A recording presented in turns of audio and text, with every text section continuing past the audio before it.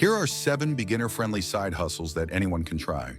I've had days where I made around $800 or even up to $3,000 to $4,000 a month. For example, I once made $60 just by hauling away a TV and a mattress. With one more sale, I'll reach $50,000. And when I say anyone, I mean you don't need any special skills to start earning money. Anyone can do it. I'm not going to suggest something generic like starting an online store or a blog.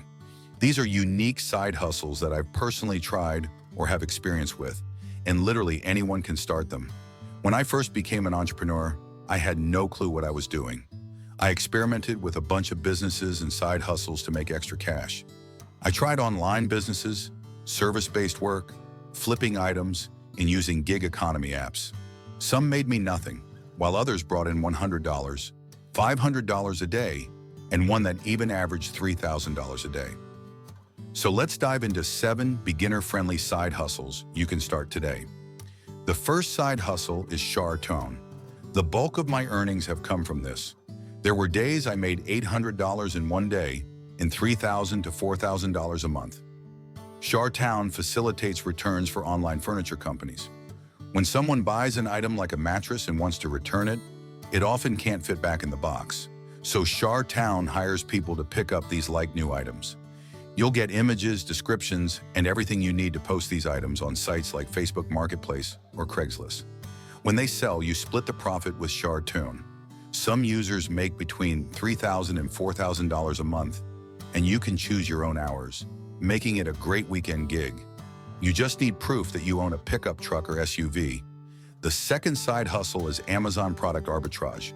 I've sold almost $5 million worth of name brand products on Amazon. I can make up to $2,000 in profit from one shipment. You can scan items in stores like TJ Maxx or Walmart with an Amazon barcode app to see if they sell for more on Amazon. Buy low, sell high, and make a profit. You can do this part-time or full-time. Third, there's Craigslist flipping.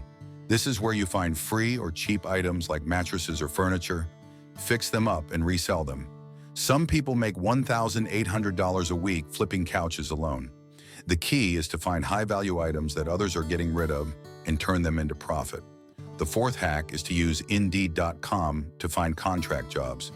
Many people don't realize that Indeed has part-time or side gig opportunities like delivery driving, pet grooming, or even remote freelance work.